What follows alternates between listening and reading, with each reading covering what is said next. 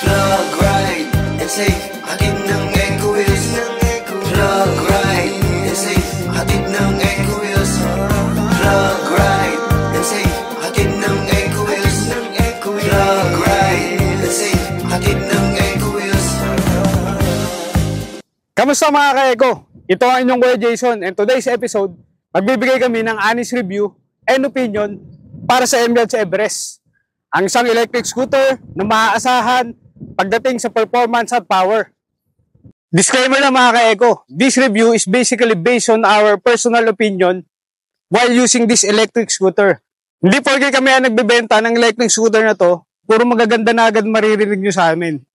Aalamin natin ang detailed specs, pros and cons behind this electric scooter. Tara mga ka-Eco, samahan nyo ako.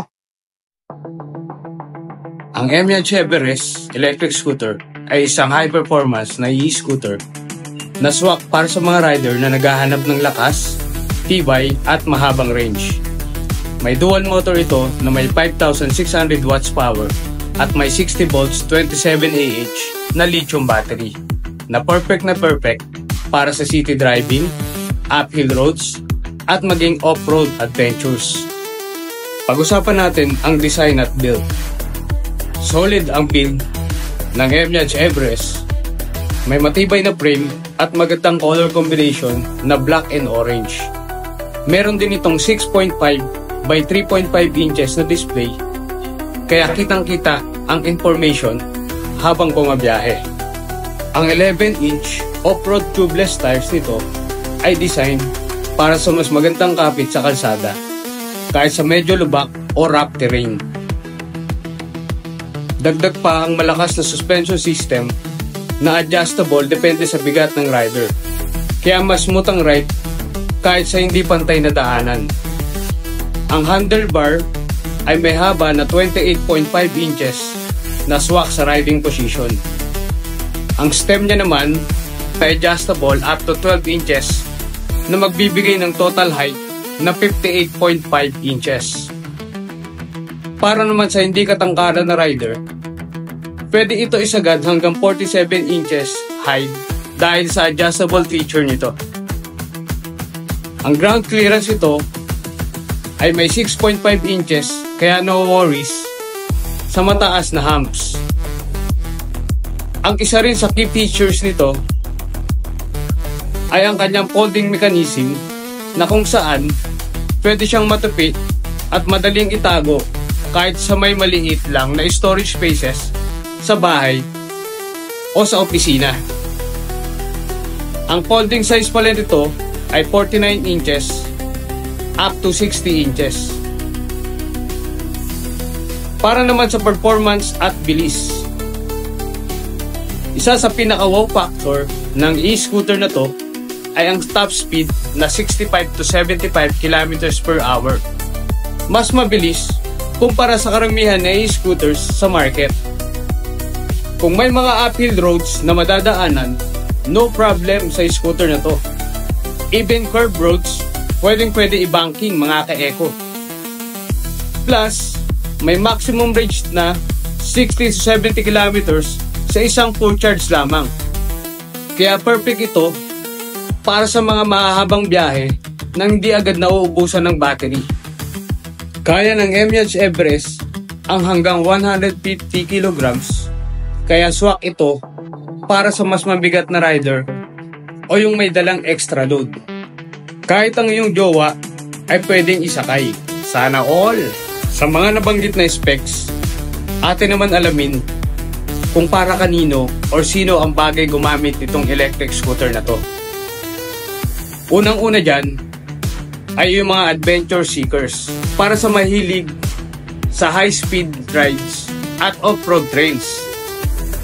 Pangalawa, yung mga long-distance commuters na kung saan kailangan mo ng pangmatagalan na battery life para sa araw-araw na biyahe. Sumunod dyan ay yung mga heavier riders. Kayang-kaya nito ang mas mataas na weight limit. At panghuli naman ay ang mga tech-savvy enthusiasts. Para to sa mga naghahanap ng powerful at feature-packed na electric scooter. Having said those detailed specs, let's go now to the pros and cons. Again mga ka-Eco, this is just based on our personal opinion sa paggamit ng scooter na ito. Unahin natin ang mga pros. Unang-una dyan ay cost efficient. In more or less 20 pesos, makakatravel ka na ng 60 to 70 kilometers. Sumunod dyan ay powerful. Good ito para sa mga uphills. Sumunod ay speed. Pwedeng-pwede ito sa mga laging nagmamadali dyan. Sumunod naman ay yung robust and stylish design. Poging-pogi at mukhang malakas talaga ito. At panghuling pros ay ito ay good for all kinds of road. Mapalubak man yan, batag, or uphill pa yan. Walang problema sa scooter na to mga ka-Eco. Dako naman tayo para sa mga cons or yung mga negative side sa scooter na to. Unang-una dyan ay mabigat at malaki ito. With its 52 kilograms weight, hindi siya basta-basta kaya buhatin. Lalo na kung nakatira ka sa taas at need iakyat sa hagdanan. Sumunod dyan ay overpower. Sa lakas ng torque, possible na umangat ka lalo na madiinan mo ang throttle. Sumunod ay ang IP54 rating. Not good for heavy range lalo na sa baha ito mga ka-Eco. Sumunod ay matagal ang charging time. Aabutin ka ng 13 to 14 hours kung basic or default na charger lang ang gagamitin. At ang panghuli, ito ay medyo costly or mahal. With its price na 55,000, it will definitely break the banks. Going back mga ka-Eco, let's go now to our final verdict. Sa presyo nitong 55,000 pesos, masasabi nating premium scooter talaga at pang seryosong riders ito. Hindi ito advisable para sa beginners or casual riders.